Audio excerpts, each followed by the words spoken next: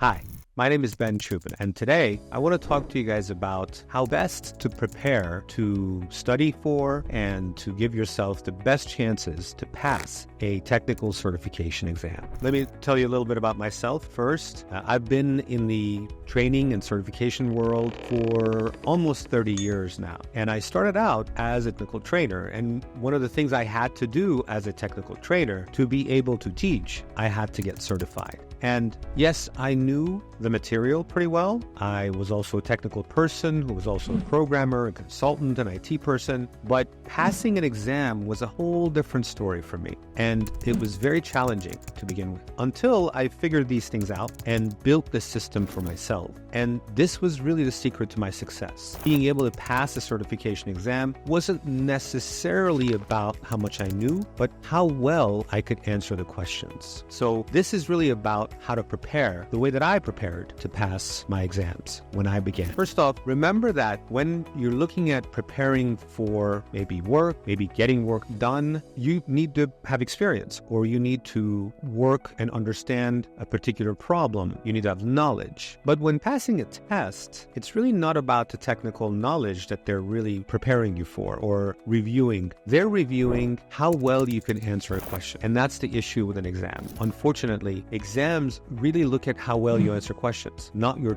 true experiential knowledge. So in that regard, to prepare for an exam, you need to look at questions, as many questions as possible, and study as many questions as you can during your study time. For example, a lot of my friends, when they studied for exams, they would read a book from cover to cover. I almost always avoided that. If I had a exam prep book, I would never study it from cover to cover. Reading a technical book from cover to cover does two things. One is that they usually read like dictionaries, and two, they're really great sleep aids. But they're also passive learning tools, which means that they don't necessarily help you actively learn the material. What's active learning? Active learning is being hit with a problem and resolving that problem and learning as a result of resolving that problem. And reading a book from cover to cover is not that. That's passive learning. And it doesn't really help you with an exam. Yeah, sometimes you need to read a book to solve a problem or gain knowledge, but never read a book from cover to cover just to pass an exam. That book is used as a reference when you're dealing with questions. So the main tool for preparing for an exam is to look at questions, because that's what you're going to be doing in the exam.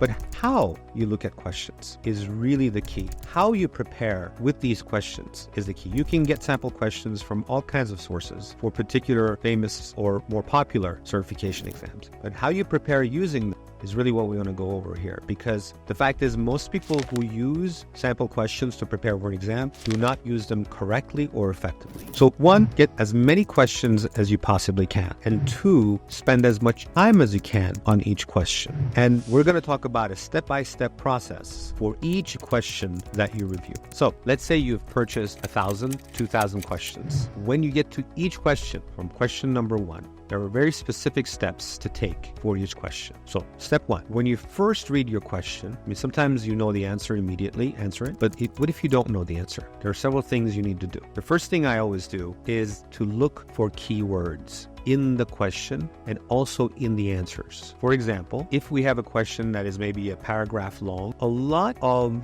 that paragraph is filler. For example, if a question says, Joe went to the office and he's an IT manager at XYZ Corporation, and when he entered his office, he saw that there were alerts on his screen. That first sentence didn't really say anything about anything other than, okay, so Joe is an IT administrator. Well, this has to do something with IT.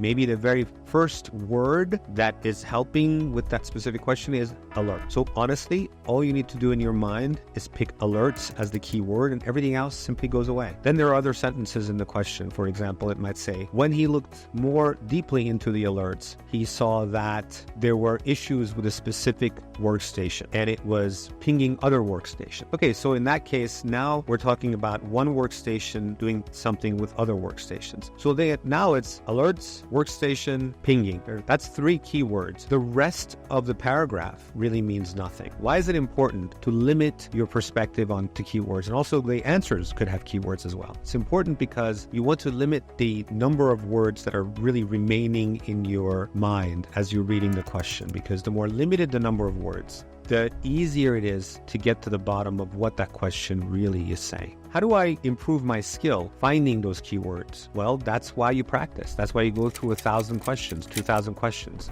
So you may not be that good at picking the right keywords to begin with, but as you practice more and more, and as we go through this process, you'll get better at it. Hopefully, by the time you take the exam, you will be a master at picking the right keywords to limit how many words you have to think about in a question to be able to figure out the answer. Step 2. One of the things about some questions is that they're very complicated. Sometimes even the more popular exams, the questions really seem like they're more of a language exam than a technical exam and a language comprehension exam. So what if you read a question and you don't quite understand what the question is saying? Maybe from a technical perspective or from a language perspective, because maybe it was a long question, a couple of paragraphs, and you're nervous and you're in the middle of a test and you're really not understanding the true meaning of the question. A lot of times what happens with inexperienced test takers is that they get stuck with what I call the infinite loop of the question, which means you read a question, you didn't understand it, you're nervous, so you go back and reread the question again. But that loop still's happening, you don't understand the question again. So you go back and you reread it again. And what happens is now 5 minutes later, you've read the question several times and you're stuck in your brain and you're so nervous that you're not able to move forward with the question. Rereading the question isn't going to help you at this point. My trick is when you read a question and you didn't understand it, what the meaning of the question was, what the question was trying to ask you, do not, under any circumstances, reread the question. After the first read, you didn't quite understand it. Go down and read the answers carefully. When you look at the answers, what happens is you clearly understand what the exam expected of you. And when you understand what that question's expectations are, then you go back and reread the question and somehow magically you're able to understand what the question was saying. So to review again, when you look at the question, when you read the question the first time, if you're confused about the question, do not reread the question. Read the answers. When you read the answers, the question itself becomes clearer. And then you go back and reread the question. And hopefully you'll have a much better chance of understanding what that question was asking. Step 3. Now that you have understood the question and that you've selected the right keywords in the question and maybe the answers as well, if they're long answers, now you go about trying to answer the question. The first step is to remove all the fluff and only focus on the keywords in the question and in the answers. In the old days, now I'm showing my age, many of the tests were written and we would walk into a room and we'd have a booklet and we would actually have it. And so I love that because I would actually circle the keywords in the questions and in the answers. And then I would only look at those words and nothing else. That's the way the human brain works. The less you see, the easier you can make your decisions, the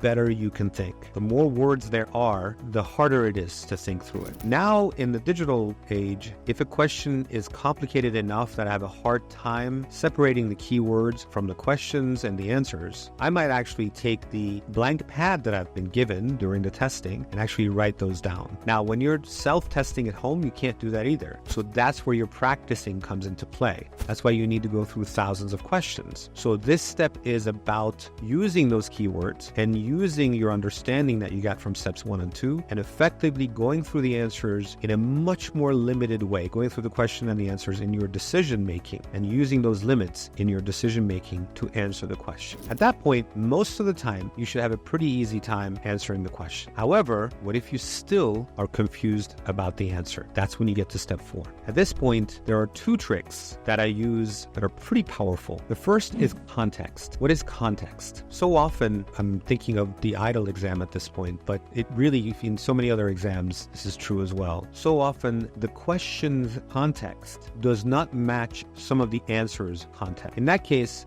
if the context doesn't match, it's the wrong answer. For example, if we're talking about what a manager would do in the question, and the answer is what a non-manager would do, then that cannot be the answer. If, let's say, in project management, that's another one. If, let's say, the question asks about maybe the planning stages of a project, but the answer is about something that is in the final stages or in the completion stages of a project, then it's not the right context. If the question asks about money and the answer answer is talking about something that has nothing to do with the budget of something, but maybe more technical, then it's not the right answer. Basically, the question's context and the answer's context must be the same. But this is a very complicated concept. And again, if you start looking for that, the more questions you look at and the more you practice, the easier it will be for you to understand that the answer and the question have or do not have the same context. The next step, step 5, is probably the most important and the most powerful tool,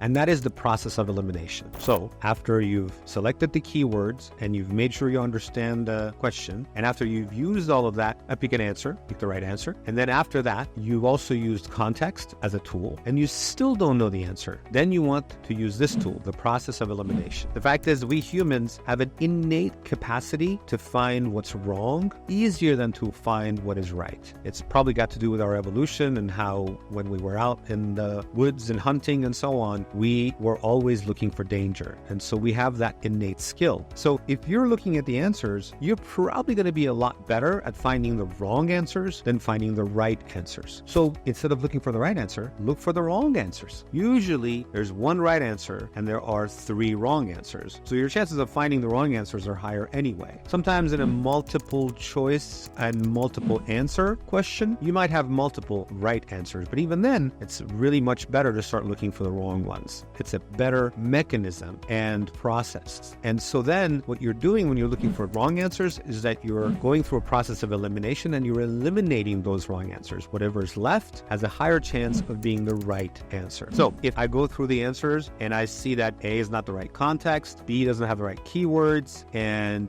D is obviously wrong, then C must be right answer, even though I would not have picked it to be the right answer. If I go through my answers and let's say B is obviously wrong and C is the wrong context, then I'm stuck with A and D, but now it's a 50-50 chance. Again, much better odds for me to select the right answer. This is kind of a superpower, and it really is probably one of the most effective ways to answer these questions. If you do not know the right answer, look for the wrong answers and eliminate them. So now that we've got our 5 steps with each question, what happens when you go through all 5 steps and you still don't know the answer? Well, you want to practice the tool of marking and moving on. Why is that important? There are several reasons. One is when you are in a limited crunch in the real exam, you don't want to spend too much time on any one question. And if you see that you've gone through our 5 steps and you still don't know the answer, you want to move on. You don't want to just sit there and get upset and get nervous and keep rereading everything when you really don't know the answer. So one is time saving. That's one reason why you want to mark the question, and most tools have that capacity, right? Where you're going to be able to say, okay, I'm going to mark this thing and say, okay, or it will actually, sometimes if you feel like you could guess the answer, maybe answer it as a help for your, or a hint for your future self, right? So sometimes you can do that. If you don't have any concept, do not give an answer, just leave it blank, right? And then mark and move on. Again, the first reason, time saving, you can give yourself a hint, but you may not want to. The second reason for marking and moving on is that sometimes, it's really interesting. It almost always happens to me, and you've probably seen this in your own exams. You actually see the answer to your question that you were wondering about in a future question. You don't want to count on that, but hey, yeah, I think it's one of those things. It's so interesting because it is technology. Everything is intertwined. So I always kind of give myself a chance that if that happens, then I make a mental note that actually when I go back to those questions that I have marked for review, that I could answer it correctly at that point. And thirdly, and probably the most important reason for marking and moving on when you don't know the answer to a question and it's taking up too much time is that, the way, I'm sure there's a lot of research about this, but we as humans do not like surprises. It's really interesting. I mean, maybe once a year, a surprise birthday party or something, but even that I never liked. But definitely not on an exam when we're under pressure. We like the familiar. Let's put it that way. And guess what? A 90-minute test with 100 or 200 questions or so basically is hitting you with that many surprises. Every question is a surprise, and your brain is on high alert, and so it cannot think as well. However, when you end the exam and now you're going back to review, interestingly enough, your mind is more open and more receptive and can think through questions better when you've seen them before. Marking and moving on is actually really helpful in that hopefully when you get back to the question, you're a little less anxious because you've seen the question. One thing you could be more anxious about, however, is the amount of time you have left. You always want to make sure that if you're on the actual exam, that you're cognizant of giving yourself enough time to go back and answer those questions that you marked for review. Now, when doing so, in the end, when you go to complete the exam, you want to make sure no questions are left blank, right? Because at the very least, even if you have to guess at the end, you're giving yourself some chance of getting the question right. But if you leave those questions blank, the answers blank, then obviously you're going to get those wrong, right? So never complete an exam with any blank questions. Okay, so now we've gone through the process of what do we do for each question. But let's say you've purchased 1,000, 2,000, hopefully more, like 2,500 to 3,000 questions, because the more questions you go through, the better you get at all this stuff. It's almost like different gears on a bike or in a car. It's 1, 2, 3, 4, 5, right? It just becomes automatic, and you don't have to think about it, this whole process that we talked about, because you go through all these questions. But what is the process of actually studying for a particular exam? How much time do you give yourself, and how do you go through these questions? And there also, I built my own process for that. And again, this was really successful for me. So keep in mind, you're going to buy a bunch of questions. Now, I've seen people do this, and this is wrong. Go through as many questions as they can and time themselves while going through them. So they buy 2,000 questions and they're like, okay, I'm going to go through, 500 questions today. This is a big mistake. When you're going through these questions in preparation for an exam, do not time yourself. Do not try to go through as many questions as possible per day. In fact, it's the other way around. You want to give yourself a lot of time and go through each question methodically. Sometimes the first few questions, I might only go through 50 or even 20, 30 questions in one day of preparation, depending on how many hours you have. If you only have a couple of hours per day, even less, maybe 2 or 3 or 4 or 5 questions each day. Of course, that means you have to give yourself a lot of days to prepare for an exam. So don't try to go through as many questions as possible per day, and don't time yourself when doing that. If you prepare effectively and correct, you will have quite enough time during the test. It's really because these questions are used not as a way to figure out if you have the knowledge, but as a way to study and gain knowledge. And this is how you do it. All right, so you go through several questions a day, maybe 10, maybe 20, maybe 50, no more than 100. And that is if you're really, really good. Okay.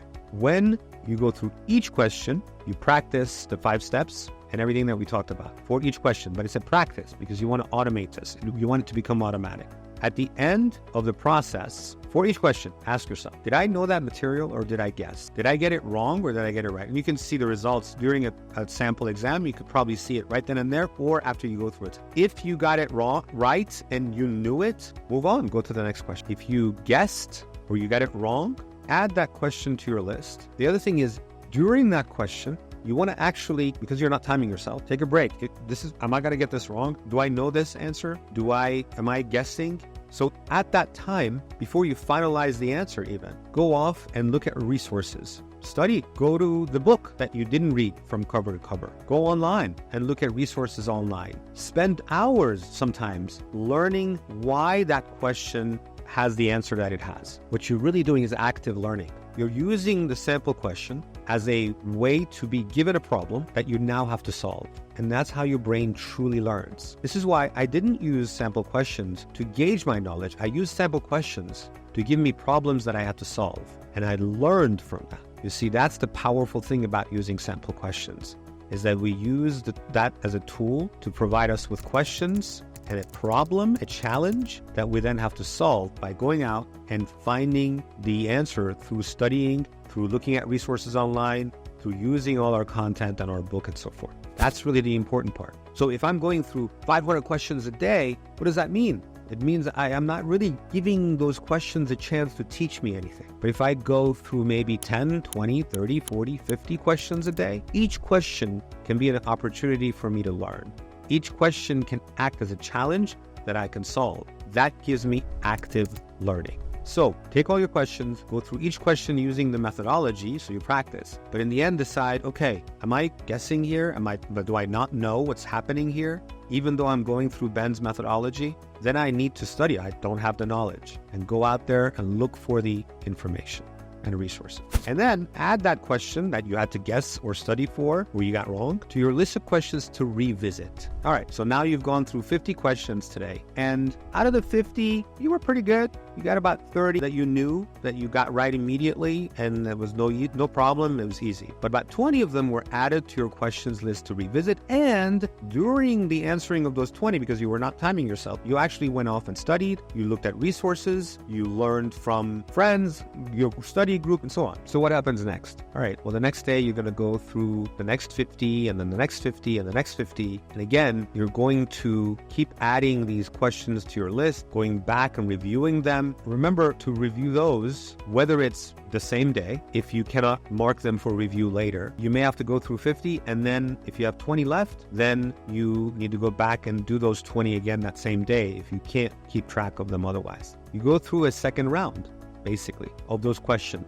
Again, during the second round, if you've learned effectively, you will be able to answer the questions. But sometimes we may not be able to remember, and we may be challenged enough to not get them right the second time around. But out of the 20 we reviewed, maybe we'll get like 8 of them wrong. So you do a third round with just those 8. Again, while you're doing the second round, you're going to stop and study again if you're being challenged again, if you cannot go through your 5 steps and still answer correctly or easily. So there's some questions you may have to go study several times for until you really get it and you learn through it. The questions are not used to gauge your knowledge. They are used to increase your knowledge, to challenge you to go out and learn. That's why you want to go through many questions. As you go through them, you practice how to answer the question, but you also get challenged by them and you study as a result of being challenged by the question. And so that at some point, you pretty much have studied everything that's going to be covered, and you're really good at answering questions because you've practiced this kind of 5-step approach for questions. And never have you timed yourself, because again, during the study time, you really aren't timing yourself. You want to learn from the questions. Again, if you get challenged round 2, you go back and do round 3. Review only the ones you were challenged at. And there were times when I was studying, and maybe I'm just sometimes really, I would just get dumb and I couldn't study anymore. I could learn anymore because my brain was just filled. So there were times when I had to go through 4 rounds for any one specific question to really understand in depth what that question meant and how to,